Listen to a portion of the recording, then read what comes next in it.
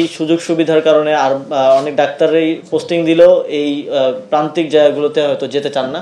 সেক্ষেত্রে আরও কী ধরনের ইনসেন্টিভ তাদেরকে দেয়া যায়, আরও কী ধরনের সুযোগ সুবিধার করা যায় সেটা নিয়ে আমরা কাজ করছি, যাতে করে ডাক্তাররা সেখানে কাজ করতে উদ্বুদ্ধ হন এবং প্রান্তিক হাসপাতালগুলো যেগুলো আমরা করছি সেগুলো যথাযথভাবে এবং এফিসিয়েন্টলি রান করে। এই বিষয়ে স্বাস্থ্য মন্ত্রণালয় এবং আমাদের স্থানীয় সরকার বিভাগ একসাথে কাজ করছে।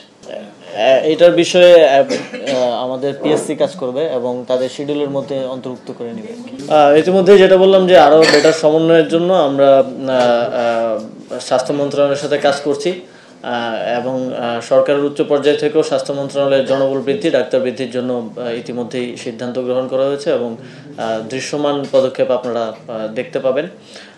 আর 5 আগস্টের পরে অনেকগুলো ক্ষেত্রেই আসলে স্থবিরতা দেখা দিয়েছিল। আমরা ইতিমধ্যেই সেই জায়গাগুলোতে উন্নতি করতে পেরেছি এবং আরও আমরা কাজ করে যাচ্ছি।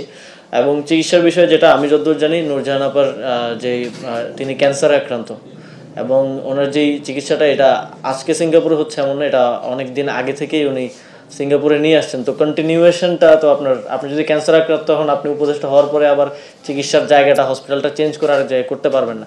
তো আমার মনে হয় এটা একটা মানবিক বিষয়, এটা মানবিক জায়গা থেকেই দেখা উচিত। চিকিৎসার কন্টিনিউয়েশন এক হসপিটাল থেকে আরেক হসপিটালে নিলে এটা অনেক ইমপ্লিকেশনস আছে, আপনারা এটা অবগত আছেন। তো এবং আমি মনে করি যে এটা আমাদের সবার দায়িত্ব, যারা এই পলিসি মেকিংয়ের জায়গায় থাকেন এবং সামনেও আসবেন, দেশের চিকিৎসা ব্যবস্থাটাকেই এমন জায়গায় নিয়ে যাওয়া যাতে করে এরকম দুরারোগ্য রোগগুলোর চিকিৎসা আমরা দেশেই পেতে পারি। ইতিমধ্যে আপনারা জানেন এই বিষয়ে অন্তর্বর্তীকালীন সরকার অনেকগুলো উদ্যোগ নিয়েছে।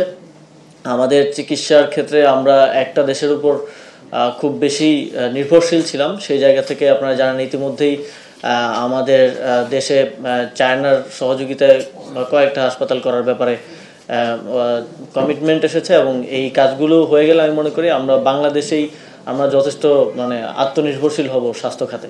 ডেঙ্গু নিয়ে আমরা কাজ করছি, তবে এই ডেঙ্গু নিয়ে কাজের ক্ষেত্রটা আপনারা জানেন অনেক ডাইভার্স। এখানে আমাদের জনসচেতনতা থেকে শুরু করে চিকিৎসা সব কিছুর একসাথে করতে হচ্ছে এবং আমি এই বিষয়ে আহ্বান জানাবো নগরবাসীকে, বিশেষ করে এই যেই কারণগুলোতে ডেঙ্গু ছড়ায় সেই বিষয়গুলো নিয়ে আমরা জনসচেতনতা করছি। টিভিগুলোতে আপনারা জানেন অ্যাড যাচ্ছে, এই বিষয়গুলো একটু ফলো করা এবং এই সচেতনতার যে দিকগুলো সেগুলো মেনে চলা, যাতে করে ডেঙ্গুর প্রজনন, এডিস মশার প্রজননটা আমরা নিয়ন্ত্রণ করতে পারি এবং ডেঙ্গুর প্রকোপটা নিয়ন্ত্রণে আনতে পারি। তবে এক্ষেত্রে আমাদের যেই এক্সিস্টিং স্বাস্থ্য ব্যবস্থা হঠাৎ করে এরকম যে ডেঙ্গুর সময়টা আসলে একবারে যে চাপটা বাড়ে, সেটা অনেক সময় আপনারা জানেন যে নিয়ন্ত্রণ করা বা মেনটেন করাটা কঠিন হয়ে যায়। তবে এক্ষেত্রে আমরা সমন্বয় করছি এবং চিকিৎসার বিষয়ে যেটা আমি যতদূর জানি, নূরজাহান আপার